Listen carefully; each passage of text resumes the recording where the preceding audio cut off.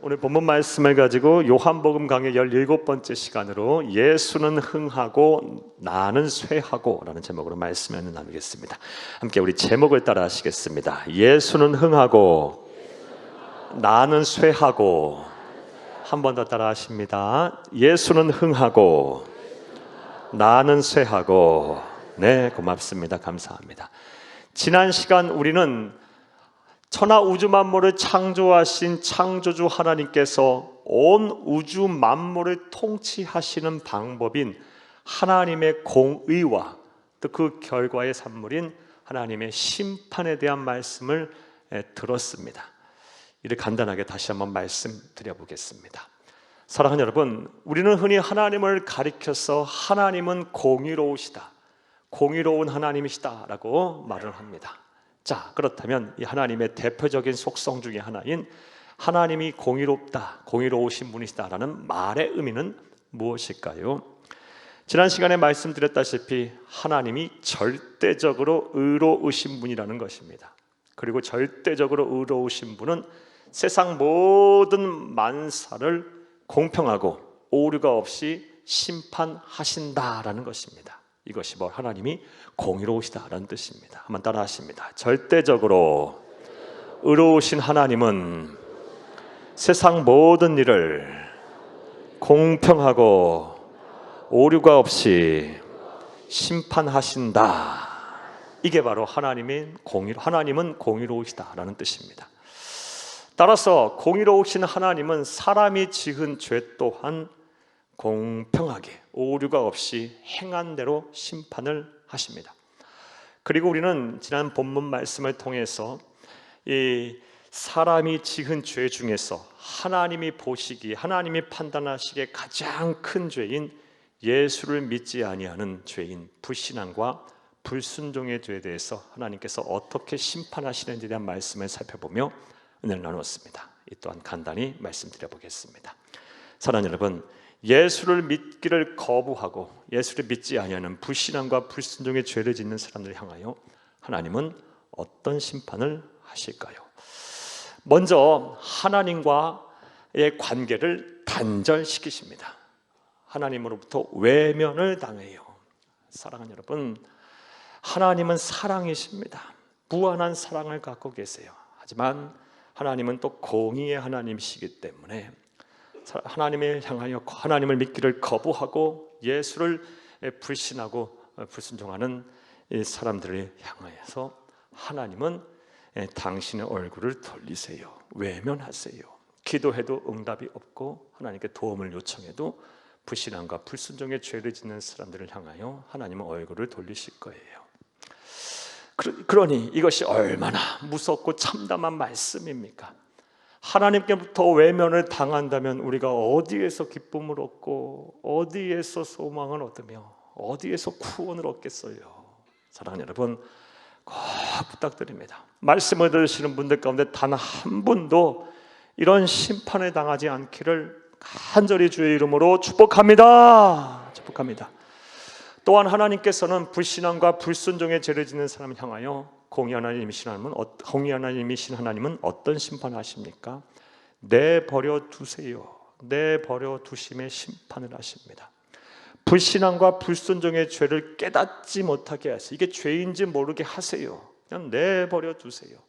그래서 언젠가 하나님 앞에 섰을 때 더 큰 형벌을 받게 하십니다.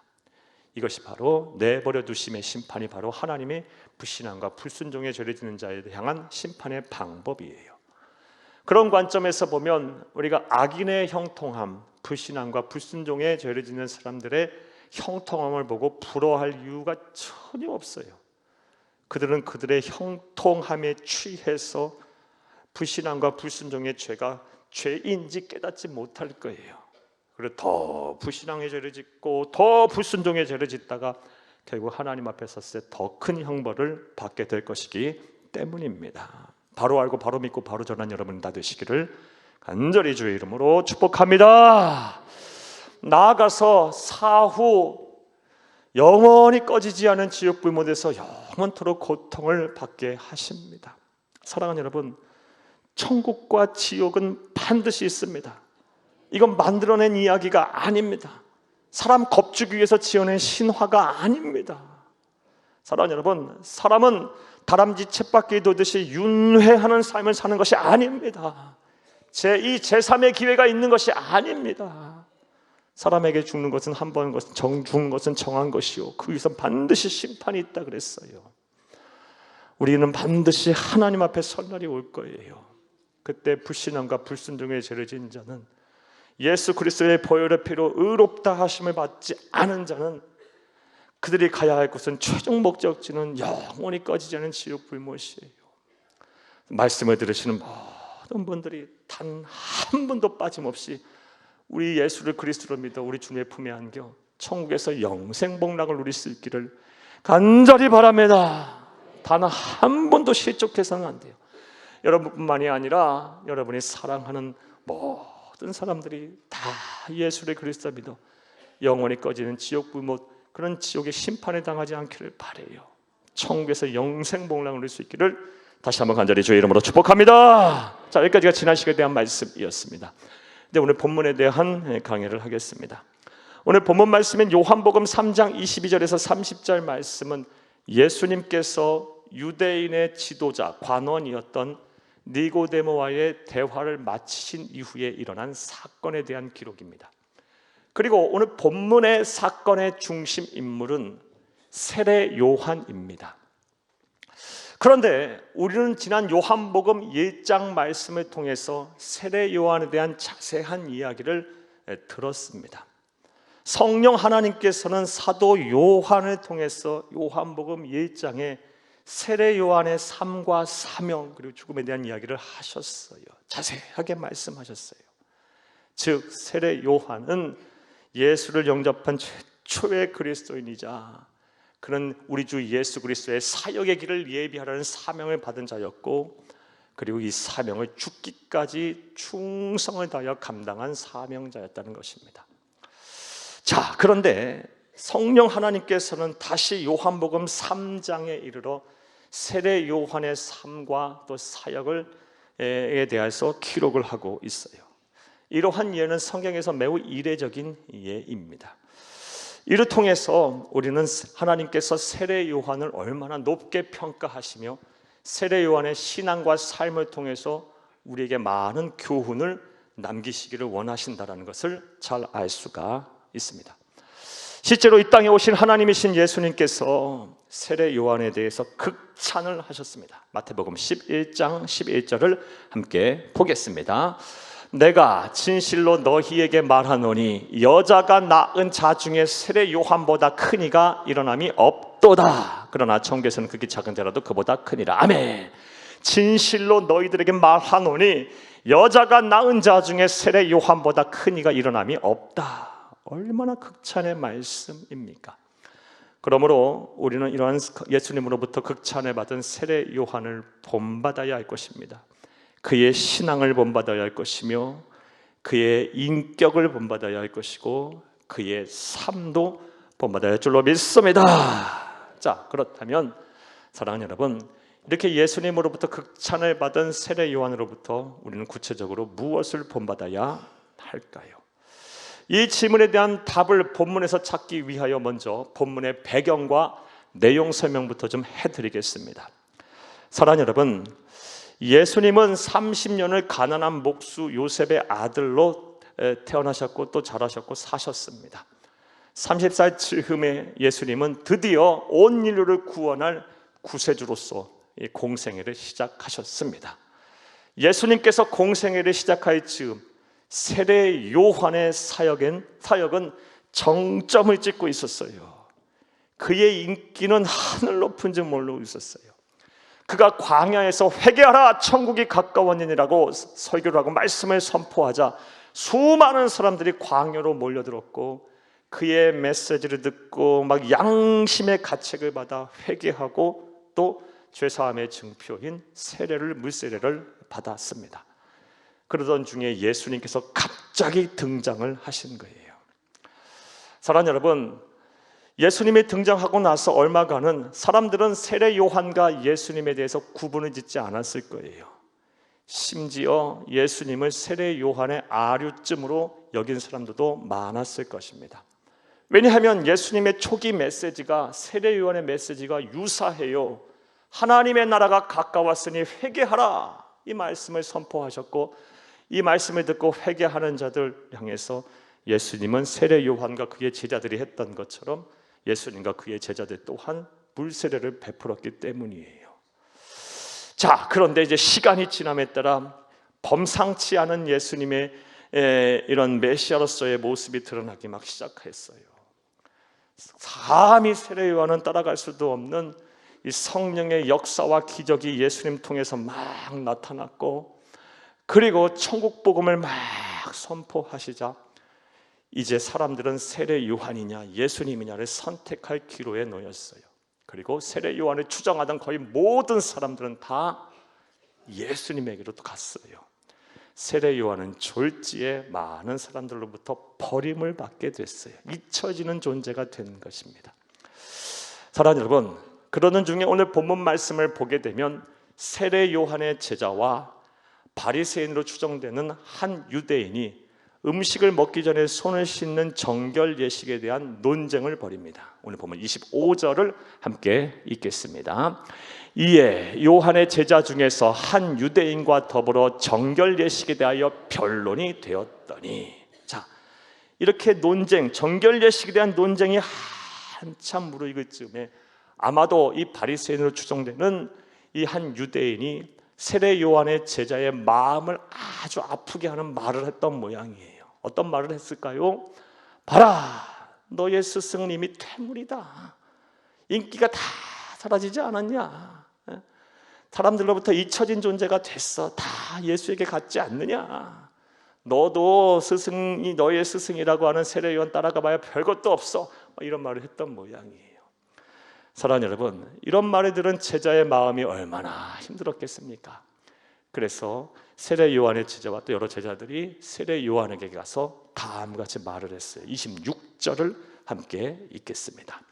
그들이 요한에게 가서 이르되 랍비여, 선생님과 함께 요단강 저편에 있더니 곧 선생님이 증언하신 이가 세례를 베풀매 사람이 다 그에게로 가더이다. 아멘. 이것은 제자들이 세례 요한의 제자들이 세례 요한에게 단지 사실만을 전달한 것이 아니에요. 예수님이 세례를 베풀매 사람이 다 그에게로 가더이다. 이 말 속에는요, 스승이 뒤처지는 것에 대한 그런 아쉬움, 또 속상함, 한탄, 하소연, 그리고 스승을 밀어낸 예수에 대한 치기와 질투와 미움의 모든 감정이 다 들어가 있는 말이에요. 자, 이 말을 이 세례 요한이 들었을 때 세례 요한의 마음이 어땠을까요? 우리가 한번 이 세례 요한이 돼서 제자들로부터 이 말을 한번 들었다고 한번 가정을 해보겠어요. 여러분의 마음이 어떨 것 같아요? 저나 여러분이나 속상할 거예요. 수치와 모욕을 당했다라고 생각할 거예요. 그리고 겉으로는 아무렇지 않은 척 했지라도 나를 밀어냈어 하면서 예수에 대한 시기와 질투, 미움의 감정이 반드시 있을 것이고, 심하면 막 파괴적인 행동도 했을 거예요. 실제로 세계의 역사를 우리가 되짚어 보게 되면 탁월한 경쟁자가 등장하여 많은 사람으로부터 받았던 사랑과 관심을 로부터 멀어져 간 사람들은요, 대체로 그 경쟁자를 향한 시기와 질투의 감정을 가졌고, 또 파괴적인 행동을 해서 자신도 망하고 자신이 속한 공동체도 위태롭게 한 경우가 참으로 많습니다. 대표적인 경우 우리 성경에서도 찾을 수 있는데, 그런 사람 누굽니까? 사울 같은 왕, 사울 왕 같은 사람이 그러해요. 사울 왕은요, 이스라엘의 왕정 시대를 연 초대 왕이었어요. 아무나 왕 됩니까? 우리 사울을 우습게 여기면 안 돼요. 아무나 왕 된 게 아니에요. 그만큼 능력이 있고 학식도 갖추고 지도력도 있고 또 영성도 갖췄기 때문에 하나님께서 세우신 거예요. 이스라엘의 초대 왕으로 세우셨는데요. 자, 그런데 시간이 지나자 사울이 교만해지기 시작했고 하나님 말씀에 불순종하기 시작하자 하나님은 또 다른 대안을 세우셨어요. 순결하고 하나님의 말씀에 순종하며 영성 있고 또 현명하고 능력을 갖춘 지도자인 다윗을 세웠어요. 그리고 다윗이 점차 강성함에 따라 하나님과 이 사람들의 관심이 사울에게 떠나 다윗에게 향하기 시작했어요. 자, 이런 일이 일어나니까 사울이 어떤 마음을 갖게 됩니까? 다윗을 향한 시기와 질투와 미움의 감정을 갖게 되고 질투에 화신돼서 다윗을 죽이려고 해요. 결국 우리는 사울의 종말을 잘 알고 있어요. 매우 비참한 죽음을 맞게 됐고 그의 집안도 망했고 그가 속했던 통치했던 나라인 이스라엘도 위태롭게 했어요. 이와 같이 사람들의 사랑과 관심으로부터 멀어지게 되면요, 그런 사랑과 관심을 받던 사람들은 마음이 상하게 돼 있어요. 그리고 자신을 밀어낸 사람들 향해서 미움과 시기와 질투의 마음을 반드시 갖게 돼 있어요. 심하면 막 파괴적인 행동도 하고요, 공동체의 평화를 막 깨트리기도 해요. 자, 그런데 오늘 본문 말씀을 보게 되면요, 이러한 일을 당한 세례 요한은 절대로 그렇게 행동하지 않아요. 아주 모범적인 참된 그리스도인다운 행동을 합니다. 오늘 본문 30절을 함께 보겠습니다. 그는 흥하여야 하겠고 나는 쇠하여야 하리라 하니라. 아멘. 예수는 흥하여야 하겠고 나는 쇠하여야 하리라. 아멘. 이것은 단순히 체념에 섞인 어조가 아니에요. 이 헬라어 원어 성경을 보면 이 어법이 뭐냐? 우리말에는 없지만 감탄형이에요. 감탄형. 아주 막 기뻐하면서 예수는 흥하여야겠고 나는 쇠하여야 하리라. 많은 사람들로부터 관심과 사랑으로부터 멀어졌는데 뭐가 그렇게 신나고 좋아서 나는 예수는 흥하여야겠고 나는 쇠하리라 이렇게 말할 수 있었을까요? 제자들은 막 속상해하면서 막 세례 요한 스승을 향하여 막 하소연하고 막 탄식하고 마음 아파하는 것을 토로하는데 세례 요한은 예수는 흥하여야겠고 나는 쇠하리라 라고 말하고 있어요. 진정한 그리스도인 참된 성도의 모습이에요. 따라서 저와 여러분은 이 진정한 그리스도인이 세례 요한으로부터 배워야 합니다. 그의 신앙관을 배워야 하고 그의 인격을 배워야 하며 그의 삶을 대하는 태도인 가치관을 배워야 합니다. 사랑하는 여러분, 자, 그렇다면 이제부터 좀 더 구체적으로 한번 생각을 해보겠습니다. 이 사람들의 사랑과 관심으로부터 멀어져 마음이 심히 상하고 신앙까지 흔들릴 수 있는 상황 속에서도 참된 그리스도인다운 행동을 한 세례 요한으로부터 우리는 무엇을 배울 수가 있을까요? 자, 이제부터 따라 하시겠습니다. 첫째로, 그릇된 비교와 경쟁으로 자신을 소모하지 말아야 합니다. 그릇된 비교와 경쟁으로 자신을 막 망가뜨리면 안 돼요. 소모하면 안 돼요. 세례 요한의 위대함은 여기에 있어요. 사랑하는 여러분, 우리는 태어나면서부터 하나님의 나라 가는 그날까지 끝도 없는 비교와 경쟁 속에 삽니다.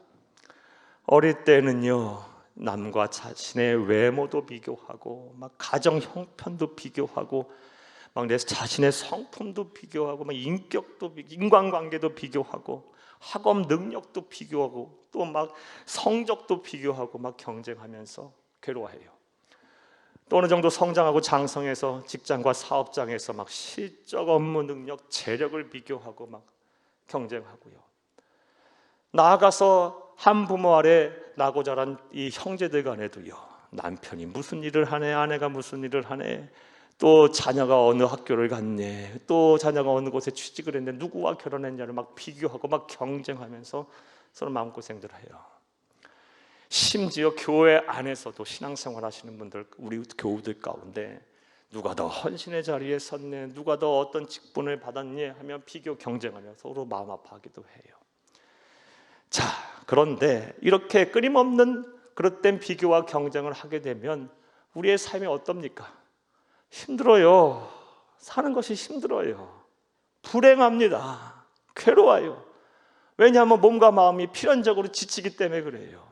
비교와 경쟁, 그릇된 비교와 경쟁 속에서 몸이 편하고 마음이 편할 사람이 어디 있습니까? 아무도 없어요.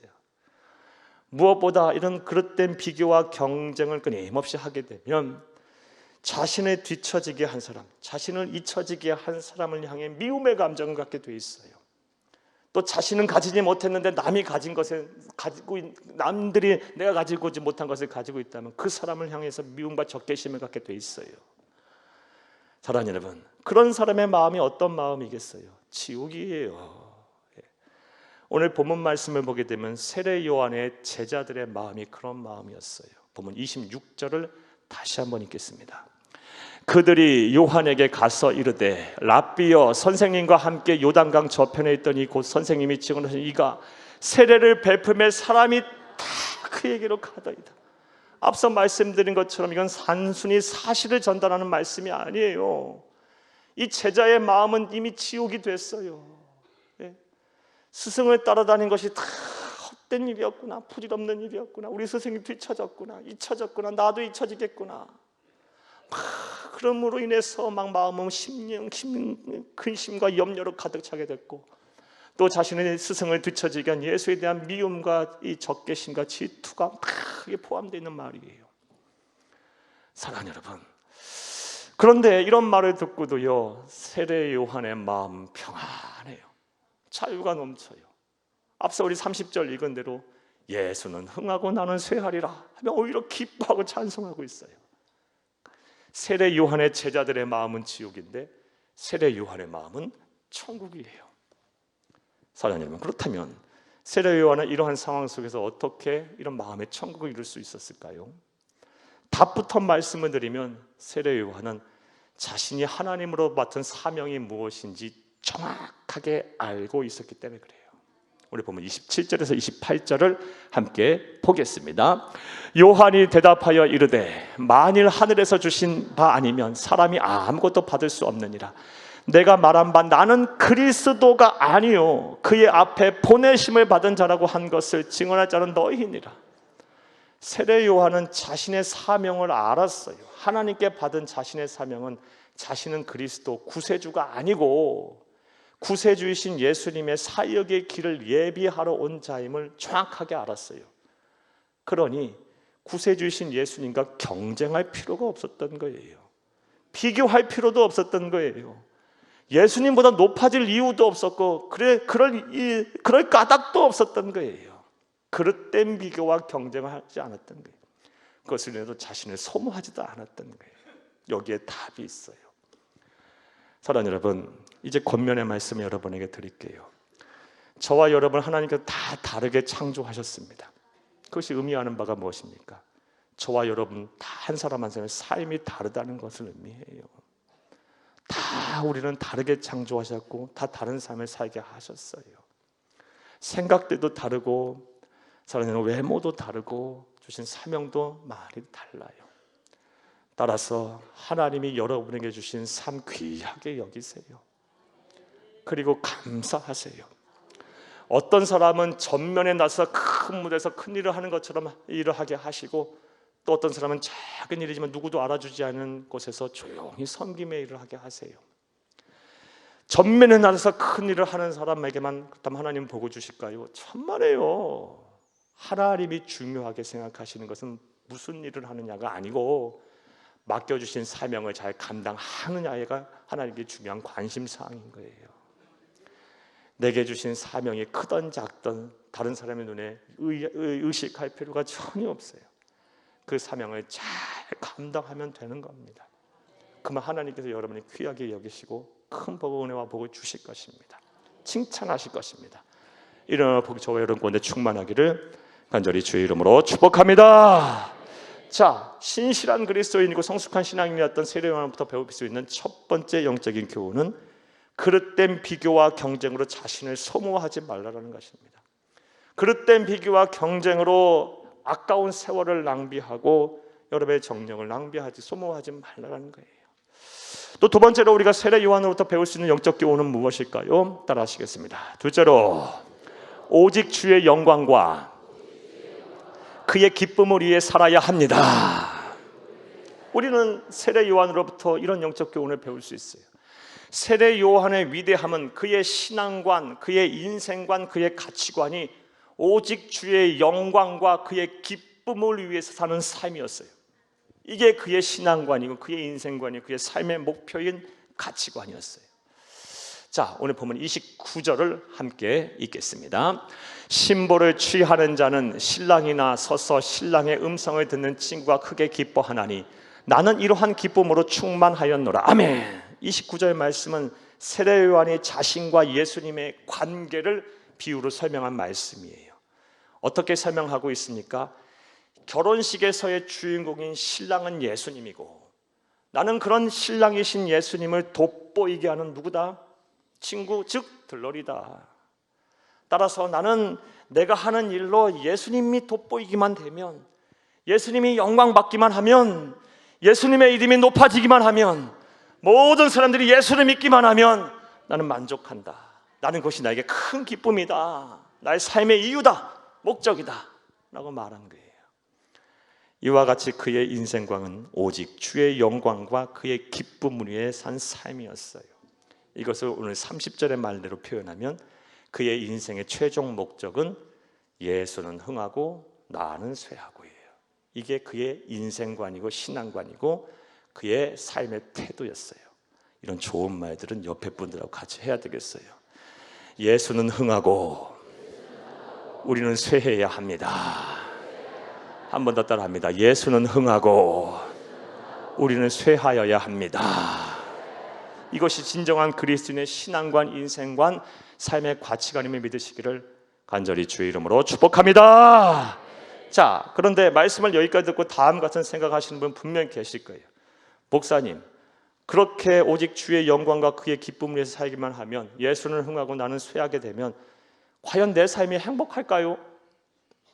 사랑하는 여러분, 이렇게 생각하시는 사람들의 근거는요, 우리 인간의 본성 중에는 자아 실현, 그리고 자기가 계획하고 목적하는 바를 성취하려는 욕구가 있기 때문에 그래요.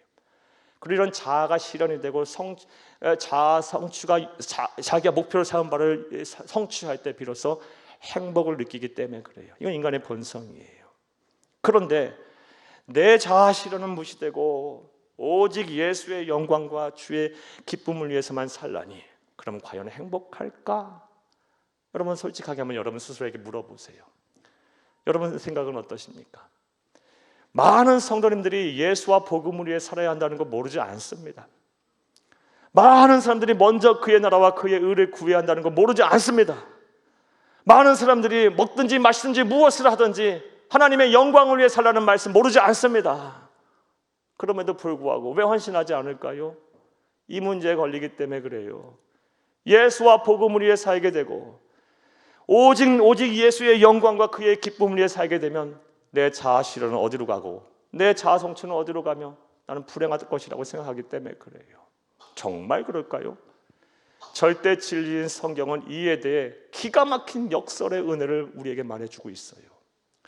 즉 내 목표, 내 계획, 내 감정이 아닌 오직 예수의 영광, 예수의 기쁨을 위해 살기 위해 내 자신을 부인하고 내가 감당해야 될 십자가를 지게 되면 어떤 일이 내게 일어나느냐?